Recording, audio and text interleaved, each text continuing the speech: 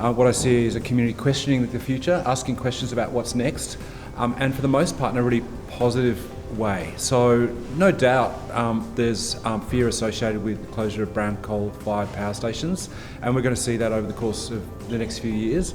But I think there's also a greater degree of confidence about how we together as a community can navigate that.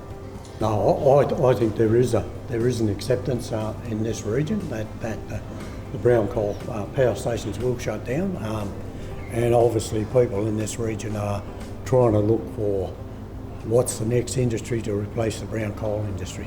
Businesses are looking to invest in a region that is both water secure but has been the energy generating hub of Victoria for years, and there's plenty of opportunities for new businesses to enter the region, whether it's through offshore wind or through the hydrogen sector and what that can look like for the future of Gippsland. So it's a really great time to be in Gippsland looking to do business.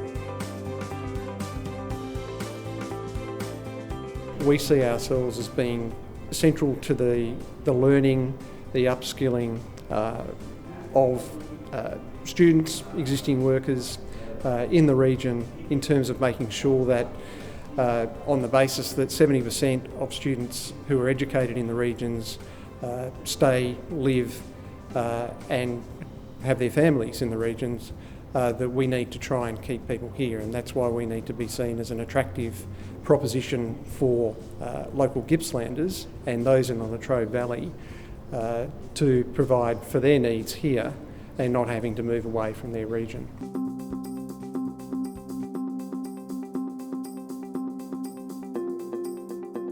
Well, the threats are pretty much that no industry is developed in this region. It's not only a waste of energy, it's geothermal, it's food and fibre, it's a health industry, which is a growth industry in this region, and it's about training people to actually take up those job opportunities. There needs to be a bit of vision from government in both federal and state, and also the local government, and also employers and people in this region. Because my view is that Latrobe Valley and Gippsland's a great place to invest, great place to work, and a great place to live.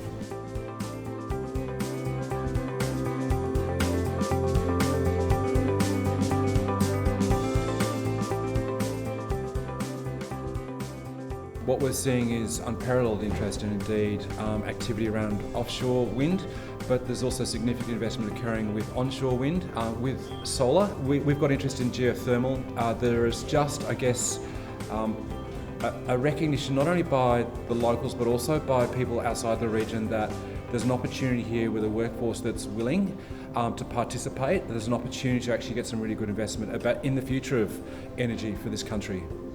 Offshore wind is a really exciting opportunity, not only for Gippsland, but the rest of Victoria and Australia. It's one of the fastest growing energy technologies in the world.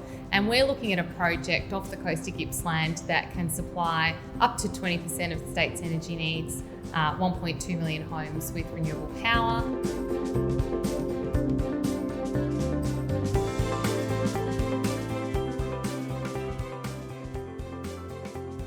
One of the really good things about offshore wind is it's out at sea and it does require the maintenance, so those long-term jobs, and they're usually regionally based. We've done some early modelling that suggests several hundred jobs within this region for offshore wind in a range of different roles. During the construction phase, around 2,000 jobs in Victoria.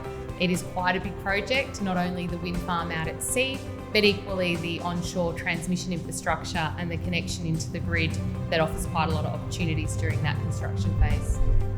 One of the big markers of success for the LVA will be employment, labour market participation, youth employment, but also employment more broadly. And I think it's something that's defined the region as a KPI for probably 25, 30 years, because we've seen the very worst of it.